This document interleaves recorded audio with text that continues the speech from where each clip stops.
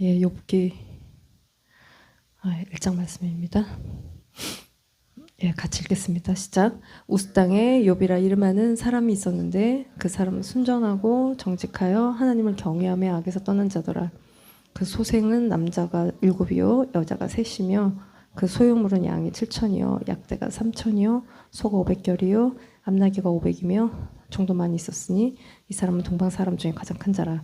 하루는 하나님의 아들들이 와서 여호와 앞에 섰고 사단도 그들 가운데 왔는지라.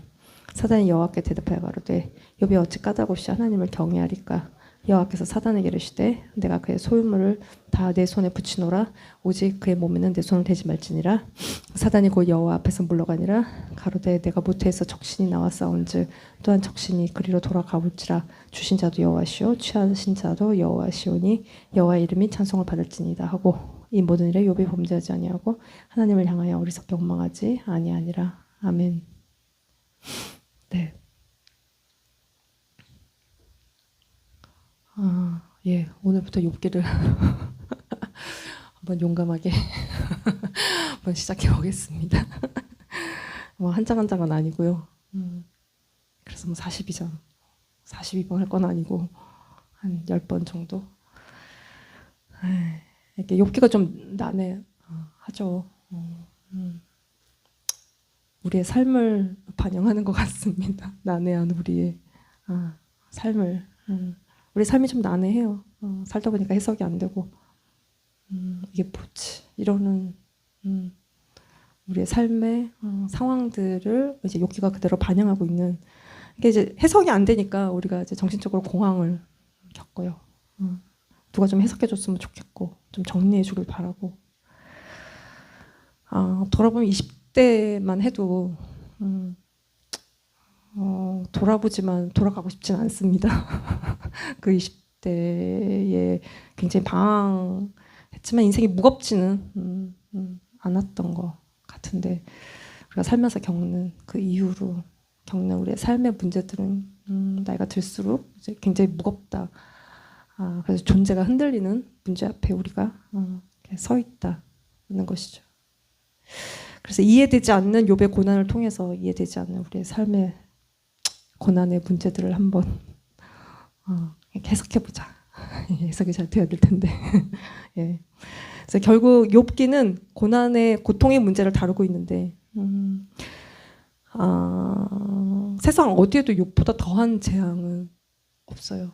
그렇죠? 최고 난이도의 고난을 욥이 겪고 있고 고난의 끝판왕이죠. 욥은. 네. 우리가 이제 아무리 힘들어도 욥 정도는 아니에요. 그러니까 진짜 인간이 때려 맞을 수 있는 모든 재앙을 욥이 다 이렇게 경험하고 있다는 것이죠. 하나하나 또 한꺼번에 자식, 재산, 건강 뭐 잃을 수 있는 건 다 잃어요. 와이프는 뭐 차라리 죽어라 뭐 이제 이러고. 이게 이제 이런 상황을 누가 견디냐는 것이죠. 그때 우리는 왜? 라는 질문을 하게 돼요. 왜? Why? 그러니까 why me? 왜 나에게 왜 이런 일이 있지? 라고 우리가 질문하고 세상도 why라는 질문을 해요. 하나님이 계신데 이렇게 왜 어째 이런 일이. 이거를 우리가 이제 고급지게 신정론이라고 하죠. 하나님의 선하신데 왜 우리의 삶에 이런 고통이 있고 하나님이 선하신데 왜 홀로코스트 같은 이런 대량 학살이 있고 전쟁이 있고 하나님 잘 믿는 우리 엄마는 왜 맨날 아프고 뭐 왜 이러냐는 것이에요. 이거를 이제 푸는 그럼에도 불구하고 하나님이 선하시다. 이게 이제 신정론인데 그런 의미에서 욥기는 그렇게 분명한 답을 주고 있는 것 같지는 않습니다. 그러나 뭔가 말하고 있어요. 길을 제시하고 있고 우리가 계속 이 상황 속에서도 그 길을 갈 수 있도록 하나님을 신뢰할 수 있도록 뭔가를 욥기는 말을 하고 있다는 것이죠. 근데 욥기의 저변에 흐르고 있는 사상이 뭔지 아시죠? 아시나요? 우리 하버드를 지망하고 있는 이 저변에 깔려 있는 사상이 이제 인과응보 사상이에요. 인과응보 사상.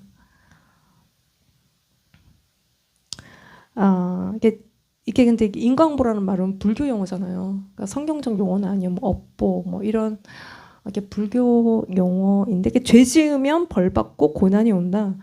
이게 이제 욥의 친구들이 시종일관 욥을 향해서 하고 있는 공격의 포인트인 것이죠. 근데 이 당시에 고대 근동, 그러니까 문화적인 정서 그리고 이스라엘 전통 신학 이제 이게 다 선을 행하면 복을 받고 악을 행하면 벌을 받는다. 그러니까 인과응보적 신앙, 그 신학 이거를 바탕으로 해서 지혜 문학, 뭐 잠언, 전도서 이게 다 지혜서죠. 이것도 어느 정도 이걸 반영하고 있는 뭐 여기서 나왔다는 건 아니지만 그래서 이렇게 잠언은 이렇게 똑바로 하라는 거잖아요. 따지고 보면 근데 욥기는 이걸 깨고 있어요. 왜 똑바로 정말 너무 잘하고 있는 욥은 왜 이런 인생 일들을 겪느냐는 것이죠. 그래서 뭐 이스라엘 전통 신이나 뭐 모세의 그 신명기적 신학, 그러니까 축복 저주, 축복 저주. 하나님께 순종하면 복 받고 불순종하면 저주 받고. 이게 이제 모세의 오경 안에 있는 신명기가 내내 하고 있는 이게 이야기인데 이게 인과응보와 그러니까 신명께서 말하고 있는 것이 이게 이제 어느 이제 맞물리는 아주 틀린 얘기가 맞물리는 부분들이 있는데. 이게 이제 우리에게는 우리가 정서적으로는 이게 좀 맞죠. 그러니까 친구들이 하고 있는 얘기가 뭐 아주 틀린 얘기가 같지 않아요. 우리가 이제 느끼기에 욥보다 친구 말이 더 맞는 것 같다는 것이죠.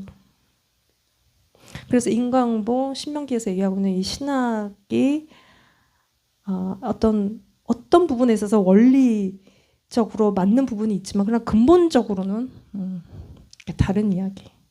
인과응보는 관계가 빠져 있어요.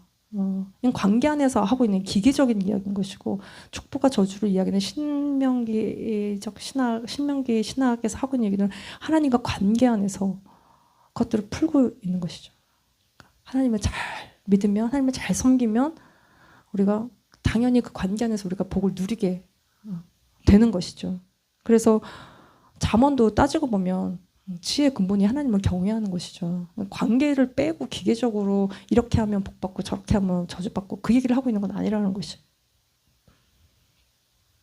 그래서 욥기가 보여주는 건 이 신명기 신학을 신명기에서 말하고 있는 축복과 저주를 이렇게 살짝 깨는 것 같지만 깨지 않고 그렇다고 그걸 절대화 이러면 이렇게 되는 어떤 공식을 갖고 절대화하는 것도 아닌 확장하고 있는 결국은 42장에 가면 욥이 복을 받는 것으로 끝이 나는 것들을 통해서 이걸 확장하고 있는 이제 것이라는 것이에요.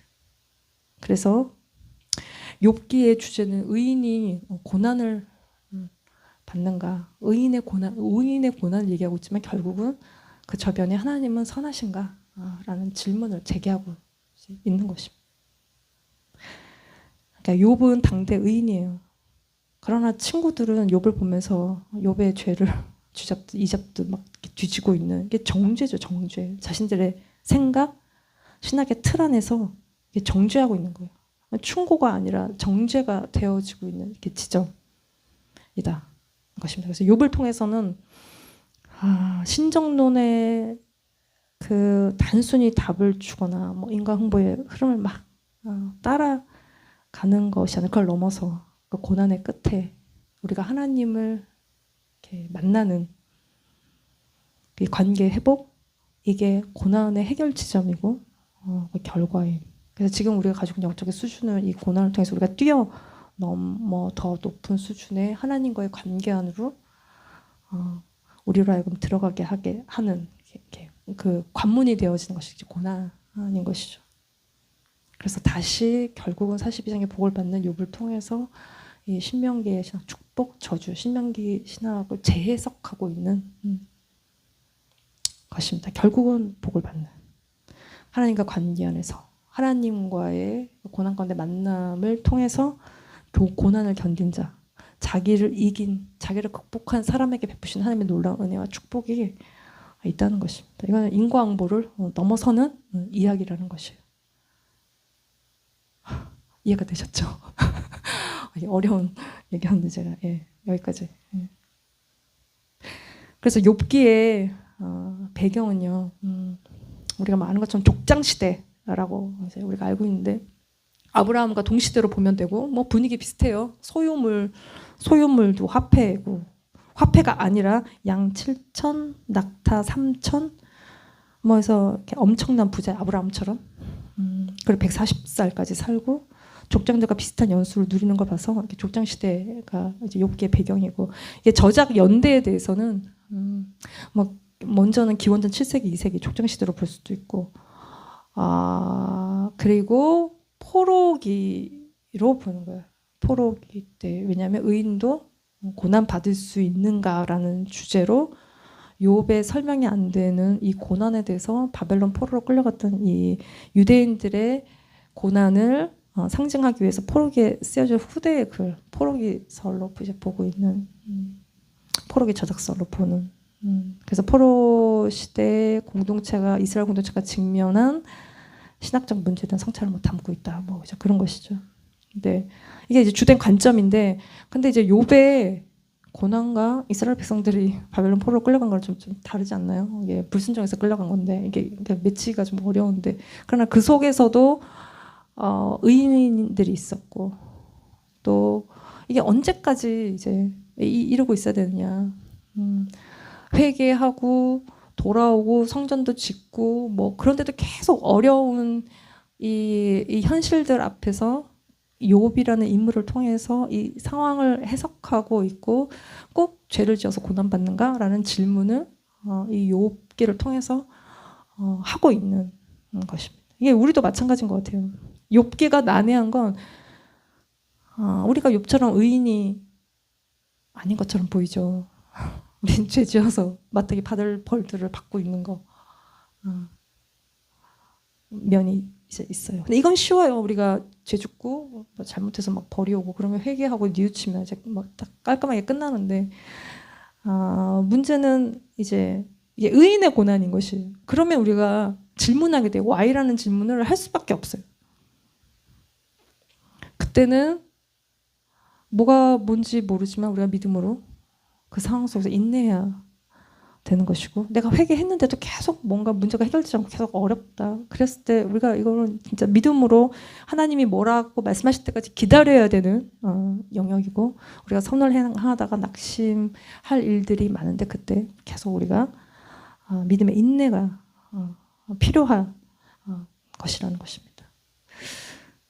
그래서 이게 욥기 구조를 보시면 욥기는 전체 42장이고요. 그래서 1장, 2장 프롤로그, 뭐 나레이트, 산문 이렇게 뭐 뭔가 스토리가 있는 그리고 3장에서 42장 뭐 6절은 욥과 친구들의 이야기, 새 친구, 32장에서 37장은 네 번째 친구 엘리후의 이야기, 그리고 38장에서 42장 6절까지는 하나님과 욥의 대화가 나오고 있고 그다음에 마지막에 에필로그로 이렇게 전체 그러니까 스토리 나레이터의 여기 친구들과의 대화에 하나님과 대화에 이런 운문 형태가 전체 구조입니다.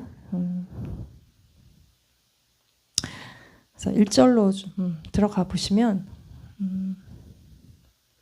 같이 읽읍시다. 시작. 우스 땅에 욥이라 이름하는 사람이 있었는데 그 사람은 순전하고 정직하여 하나님을 경외하며 악에서 떠난 자더라.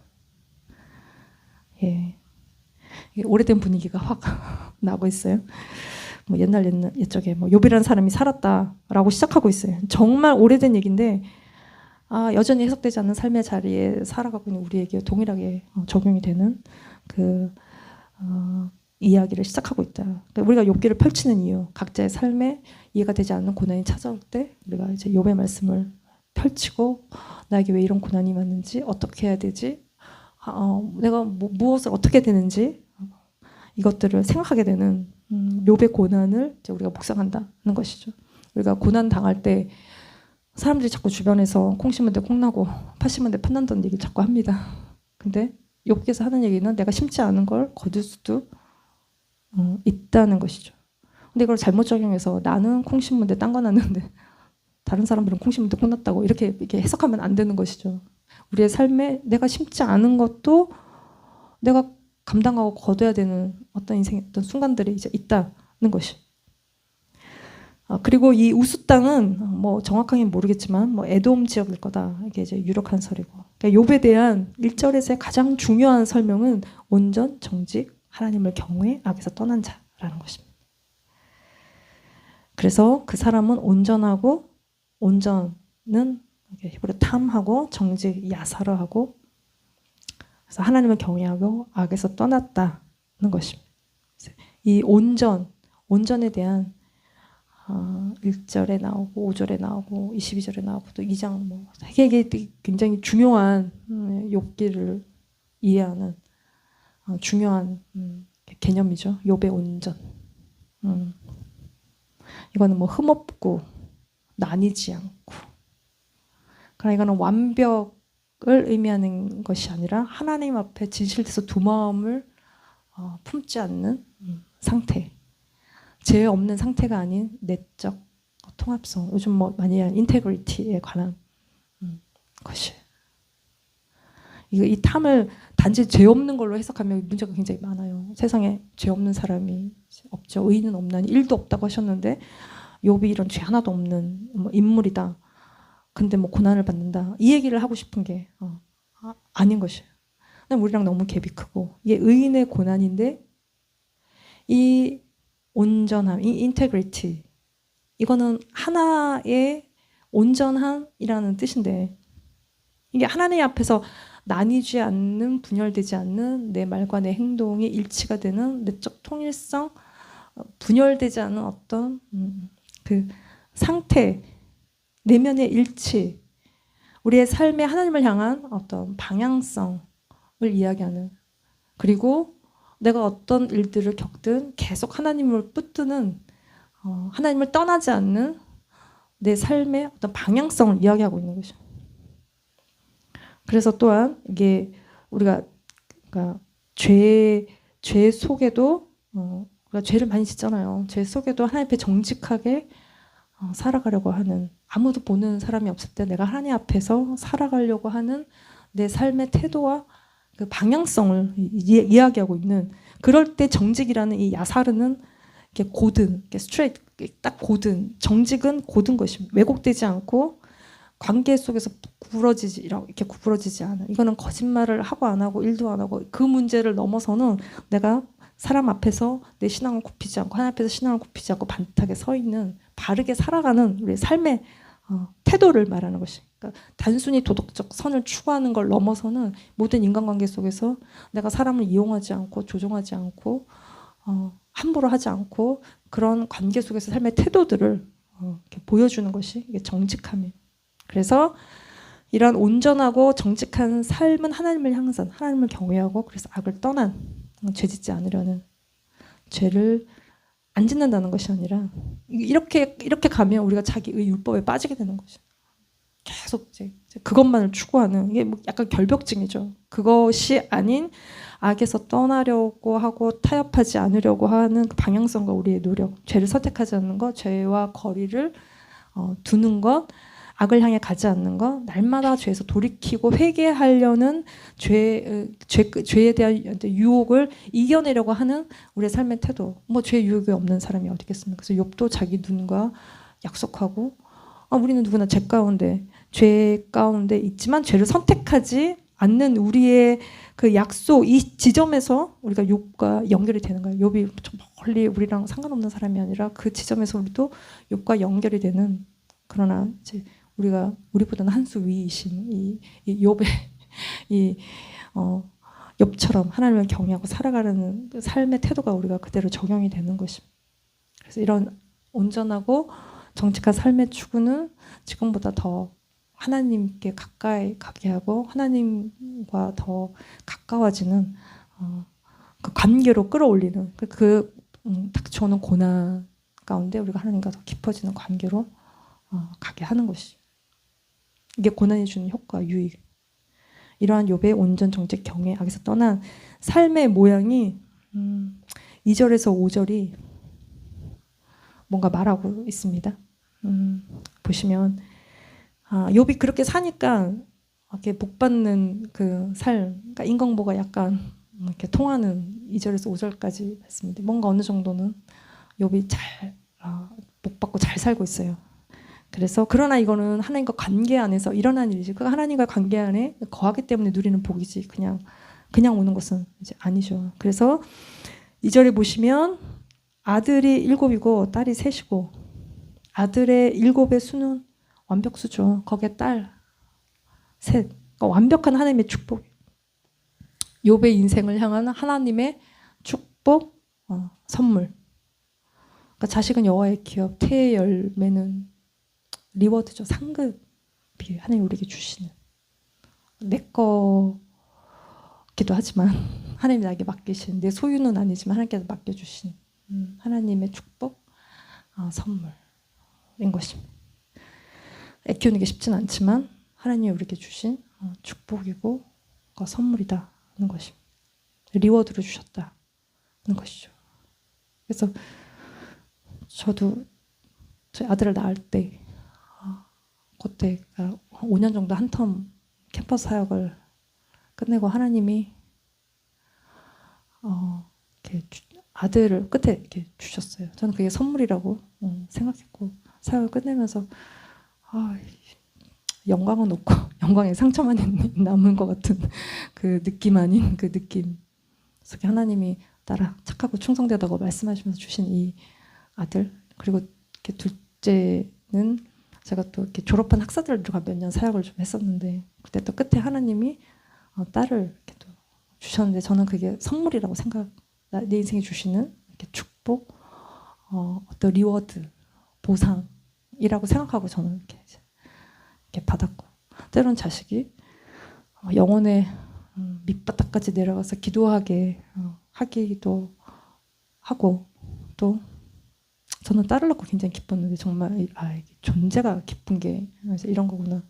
얘랑 날마다 놀아주고 평생을 20살 될 때까지 계속 얘랑 놀고 저희 딸은 뭐 크리스마스나 아니면 제 생일 때 카드를 써주는데 굉장히 길게 써요. 그러니까 한국말은 잘하는데 글은 좀 짧아서 구글 트랜슬레이트로 이렇게 돌려가서 막 글을 써주는데 이번에는 또 막 뭐라고 저도 눈물이 나게 또 여러 가지 말들을 엄마가 힘든데 자기 얘기 다 들어주고 또 뭐 날마다 놀아줘서 감사하다고 자기가 돈을 많이 벌려는 이유는 엄마 아빠 편하게 살기 하기 위해서다라고 이게 막 이렇게 진하게 이렇게 일을 하다 보니까 힘든지 뭔가 내용이 더 깊어지고 네. 근데 이제 저는 저희 아버지는 자상하고 되게 따뜻하셨는데 어머니 굉장히 터프하셨어요. 그리고 주님의 일에 굉장히 꽂혀 사셨어요. 그래서 어릴 때부터 그냥 교회 가셔도 되는데 꼭 갈 때마다 한마디씩 하고 가셨는데 나는 너보다 하나님의 일이 더 중요하다는 거예요. 그러니까 너도 중요하고 하나님도 중요하다. 그러셨으면 내가 좀 괜찮았는데 너보다 하나님이 중요하다고 꼭 비교급으로 얘기를 하셔서 제가 조금 마음이 불편했었어요. 그래서 이제 저는 애들이 다 집을 떠났기 때문에 가끔 저에게 종종 전화를 하는데 전화가 카톡으로 딱 뜨면 이 전화를 받으면 이제 기본 1시간, 2시간, 3시간 지나가는데 이게 할 일이 너무 많은데 이걸 받을까 말까 고민하다가 요거 할 일을 하고 전화를 받아야지 하고 안 받고 다시 전화하면 전화가 또 연결이 안 돼요. 그래서 제가 하나님 앞에 결단한 거는 전화가 오면 내가 할 일 다 내려놓고 전화를 받아야겠다. 필요하니까 전화하는 거고 내가 뭔가 들어야 될 얘기가 있고 누구 욕을 하든 다 들어줘야 되는 내가 아니면 그 친구 욕을 다 들어줄 사람이 없기 때문에 그 얘기를 내가 다 이렇게 들어야겠다고 결단하는. 이제 누가 맞을까요? 우리 엄마가 맞을까요? 제가 맞을까요? 예, 이 자식이 우리에게 주신 하나님 베풀어 주시는 리워드이다. 결국은 그게 이제 우상이 아니라 자식이 우상이 될 수 있는데 우상이 아닌 하나님 우리의 인생에 베풀어 주신 이게 리워드다는 것입니다. 이게 이제 욥의 인생에 주신 축복인데 거기에 더해서 하여튼 욥은 다 가진 남자예요. 그래서 재물을 보시면 양이 7천, 낙타가 3천, 소는 500결이 이거는 뭐 쌍이에요. 1000마리라는 얘기고 암낙이 500 그리고 종 이게 다 족장 시대를 보여주는 재산 체계죠. 돈 화폐가 아닌. 이거에 대해 설명하기를 욥은 동방 사람 중에 가장 훌륭했다는 것이에요. 이 고대 근동, 이 동방 세계에서 욥이 최고였다는 거예요. 그래서 이게 2절, 3절 그가 가진 자녀, 재물의 정도가 얼마나 최고였는지를, 온전했는지를 정말 하나님께로부터 완벽하게 복받은 자의 삶의 전형을 보여주는데요. 근데 이게 욥의 몰락이 얼마나 이게 충격적이겠어요. 이제 뉴스에 나올 법한 욥의 몰락 뭐 이런 걸로.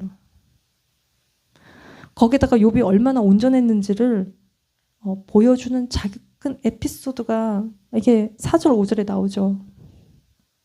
4절 보시고 5절을 보시면 그의 아들들이 자기 생일에 각각 자기 집에서 잔치를 베풀고 그의 누이 3명도 청하여 함께 먹고 마신 파티예요. 그래서 이 파티가 뭐 대환장 난장판 파티였을까? 그런 건 아닌 거죠. 그냥 생일 잔치였어요. 그 파티에서 무슨 특정한 죄를 지었다고도 나오지 않아요. 근데 5절에 보시면 그들이 차례대로 잔치를 끝내면 욥이 그들을 불러다가 성결하게 하되 아침에 일어나서 그들의 명수대로 번제를 드렸으니, 이게 번제를 드렸다는 건데 이게 무슨 죄를 지어서 이게 욥이 이렇게까지 이렇게 번제를 드렸냐. 근데 욥이 말하기를 혹시 내 아들들이 죄를 범하여 마음으로 하나님의 욕되게 하였을까 해서 번제를 드렸다라고 설명하고 있는데 욥의 행위가 늘 이랬다는 것이에요. 왜 욥은 왜 이렇게까지 뭘 이렇게까지, 그렇죠? 근데 욥은 마음으로라도 하나님을 욕되게 하기를 원치 않는, 그러니까 하나님을 욕되게 하는 거는 하나님을 경시하고 하나님을 가볍게 여기는 그런 의미예요.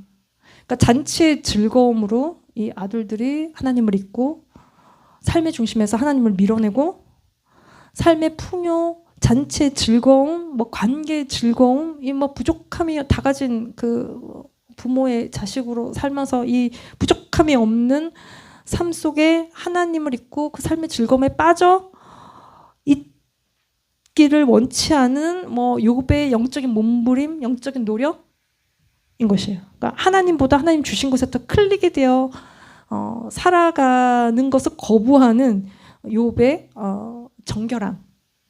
그래서 여기서 드렸다는 번제는 올라잖아요. 이거는 다 태워 올려드리는 제사예요. 정말 하얗게 다 태워 올려드리는 제사다. 이건 속죄제사와는 달라. 죄를 회개하는 속죄제사는 이렇게 부분적으로 일부만 태워서 죄를 제거하는데 여기는 분명히 번제라고 기록하고 있는데 이거는 죄 때문에 드리는 제사가 이제 아니다. 나를 하나님께 드리는, 나를 온전히 다 태워서 하나님께 드리는 제사. 이게 욥의 경건이고 1절에서 얘기하고 있는 온전, 뭐 정직, 하나님을 경외하는 이 욥의 삶의 모습을 여기서 다시 또 그리고 있는 것이에요. 그래서 욥은 온전하고 하나님을 경외했던 인물이었고 죄를 짓고 안 짓고의 문제를 넘어서 자기의 전부를 하나님께 드리는 삶을 살고 그 자신에게 주신 그 축복을 자신뿐만이 아니라 자식에게도 그런 하나님을 경외하는 삶을 살게 했다는 것이, 여기까지가 하나님을 경외하는 온전한 욥의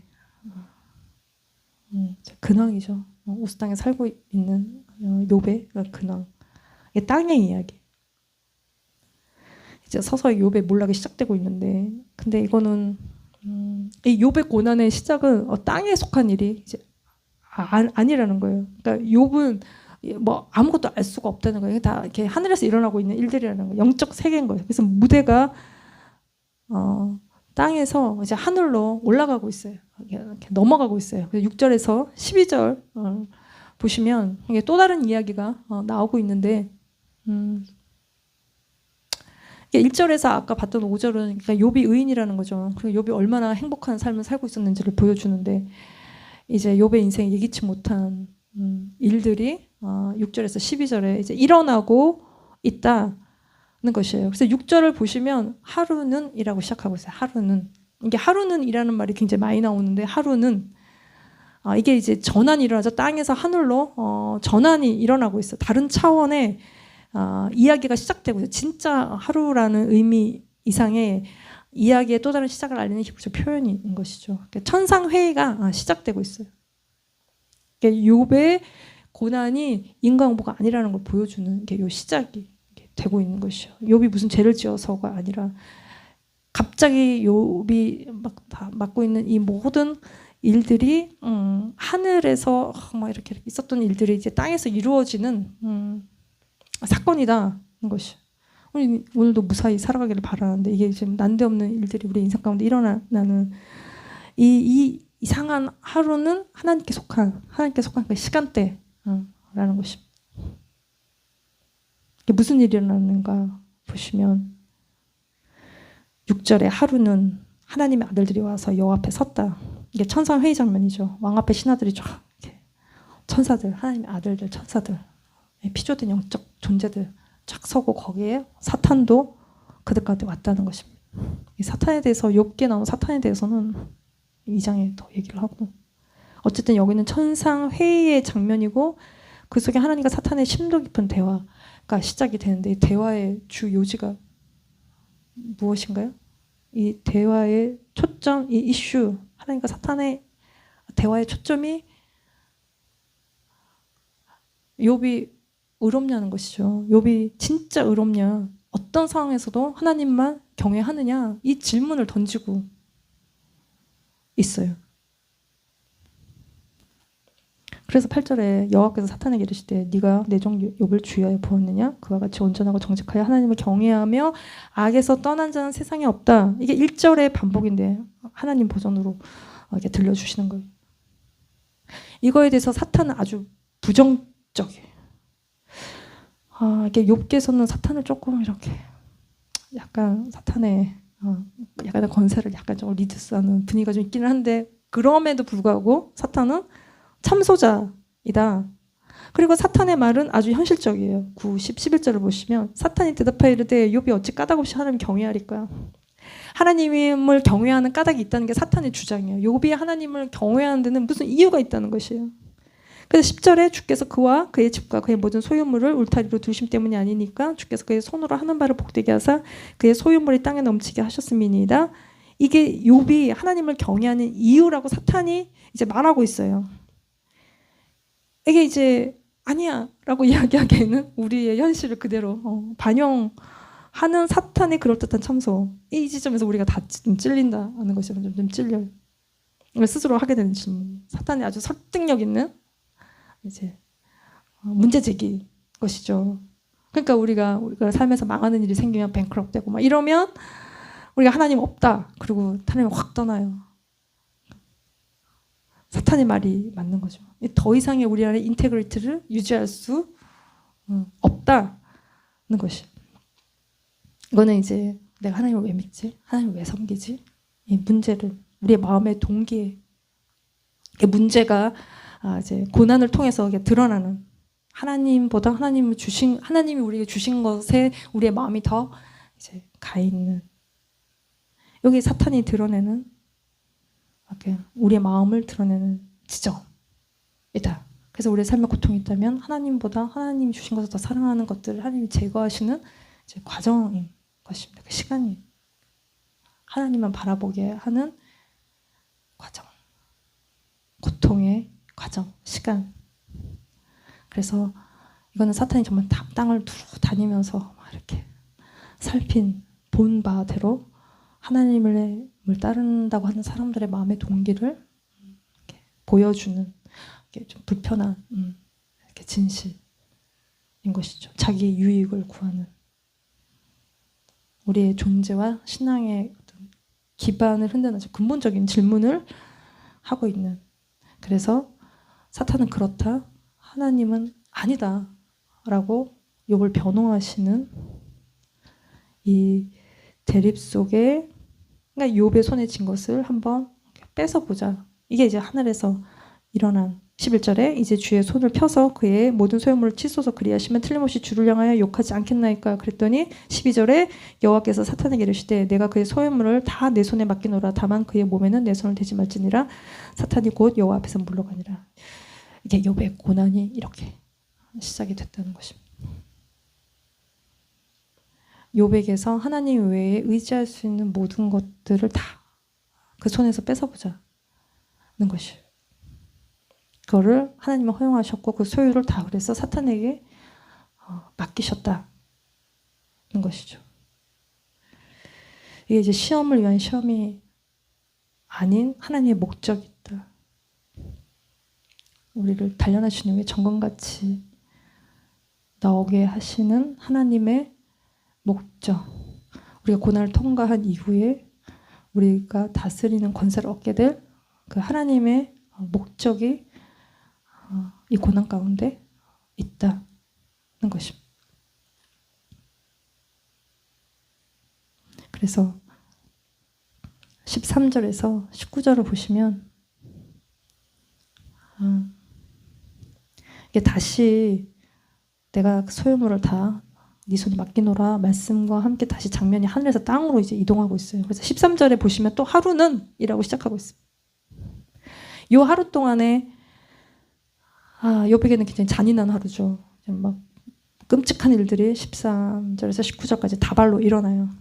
그리고 20에서 21, 22절이 그거에 대한 욥의 반응인데, 욥의 반응은 사탄이 제기한 문제 제기, 까닭없이 경외하지 않을 거라는 그 사탄의 문제 제기가 완전히 틀렸다는 것을 증명하는 욥의 이제 반응이죠. 놀라워요. 그래서 13절에 하루는 이게 이제 라고 하면서 시작하고 있는 영문을 모르는, 그래서 평범한 하루의 시작이에요. 그래서 욥의 자녀들이 그 마다들의 집에서 음식을 먹고 포도주를 마실 때에, 가족이 모여 식사하는 평범한 그 때에 이 모든 일들이 시작되고 있는데, 이게 좀 어렵습니다. 어쨌든 우리는 해석이 되지 않아서 이 삶의 고통들이, 고난들이, 우리가 이유를 알면 그래도 버텨요. 시작이고 끝이 있는 거니까. 근데 이유를 이제 모른다는 것이, 그래서 이제 멘붕이 오는 것인데, 이게 우리의 삶의 고난이 찾아오는 방식이다. 갑자기 난데없이 느닷없이 이게 뭐지? 하는 것들이 이제 찾아오게 되는, 이럴 때 필요한 게 믿음이다. 난 잘 모르겠지만 모든 것이 하나님의 손 안에 있고 우리가 믿음의 반응을 그 상황 가운데 하는 것이다. 하는 것입니다. 그래서 15절부터 보시면 이게 이제 하나하나 닥쳐오는데, 15절에 스밧 사람이 갑자기 이르러 그것들을 빼앗고 칼로 종들을 죽였나이다. 나만 홀로 피하였으므로 주께 아래로 왔나이다. 그리고 16절에도 그가 아직 말하는 동안에 또 한 사람이 와서 아뢰되 하나님의 불이 하늘에서 떨어져서 양과 종들을 살라버렸나이다. 나만 홀로 피하였으므로 주인께 아래로 왔나이다. 그 다음에 17절에도 그가 아직 말하는 동안에 또 한 사람이 와서 아뢰되 갈대아 사람이 새 무리를 지어 갑자기 낙타에게 달려들어 그것을 빼앗으며 칼로 종들을 죽였나이다. 나만 홀로 피하였으므로 주인께 아래로 왔나이다. 또 18절에도 아직 그가 말하는 동안에 또 한 사람이 와서 이르되 주인의 자녀들이 그들의 마다들 집에서 음식을 먹으며 포도주를 마시는데, 이게 13절에 하루는 일하고 시작해서 말이 다 끝나기도 전에, 알리기도 다 전에 연짝으로 막 계속 일어나는 순식간에 재산과 자녀가 다 날아가 버린, 다 박살난 이야기, 연속적인 재앙, 숨 돌릴 틈 없이 계속적으로 일어나는 인생의 재앙, 이게 이제 누가 봐도 설명이 안 되는, 완전히 정말 다 때려 맞는 그 고난, 이게 이제 누가 이 상황을 견디겠냐는 것이죠. 이게 무너질 수밖에 없는 삶의 어떤 현실. 근데 여기에 대한 욥의 반응이 정말 눈물이 앞을 가립니다. 20절을 보시면 욥은 도망가지 않아요. 원망하지도 않아요. 20절에 욥이 일어나 이 상황을 직면하고 있어요. 겉옷을 찢고 머리털을 밀고 땅에 엎드려 예배하며, 옷을 찢는 것은 극도의 슬픔이죠. 머리를 미는 것은 애도의 표현이고, 땅에 엎드러지는 것은 무너지는 것이고, 욥은 이 상황 속에서 내가 견딜 수 있다고 스스로 꼿꼿이 서 있지 않는다. 땅에 엎드려 경배했다는 것은 현실을 부정하고 억지로 자기가 막 믿음 있는 척하는 것이 아니라 하나님께로 무너지는 상태.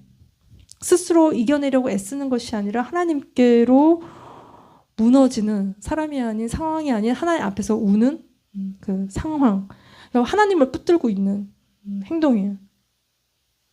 어떻게 이럴 수 있지? 그리고 하나님을 떠나지 않고, 여기서 예배한다는 것은 이제 월십으로 번역도 되지만 did, obeisance라고 해서 강한 몸의 낮춤, 버틸 수 없어서 엎드리는 비참한 상황 속에 하나님께 완전히 엎어지는, 몸을 굽히고 땅에 엎드리고 하나님만을 경배하니 모든 상황에서 하나님께 엎드리는, 이 모든 상황의 통제권을 하나님께 드리고 있는 것이, 스스로 생각하기를 포기하고 이 모든 상황의 모든 주도권, 주권을 하나님께 욥은 드리고 있다는 것입니다. 완전히 순복한 욥에게서 나오는 말이 21, 22절의 고백이에요. 이르되 내가 모태에서 알몸으로 나왔은즉 또한 알몸으로 돌아가올지라 주시니도 여호와시요 거두시니시도 여호와시니 여호와 이름이 찬송을 받을지니라 하시고, 모든 일에 욥이 범죄하지 않고 하나님을 향하여 원망하지 아니하니라. 예, 이해되지 않지만 하나님과의 관계를 끝까지 붙드는 욥입니다.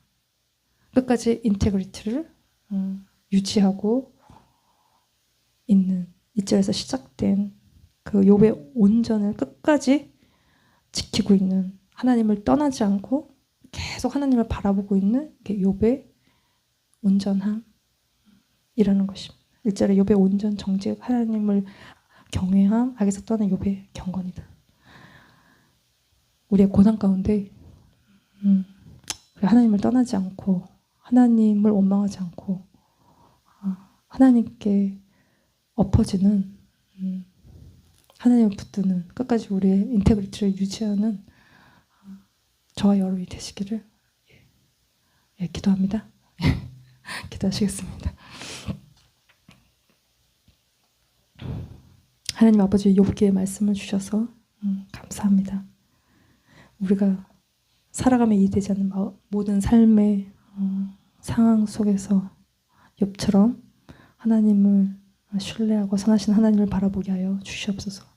많은 사탄의 참속 가운데 우리가 주님을 떠나지 아니하고 주님을 바라보며 주님에 대한 사랑과 신뢰가 더욱 깊어지게 하여 주시옵소서. 주님을 찬양합니다. 예수님의 이름으로 감사하며 기도드렸습니다. 아멘.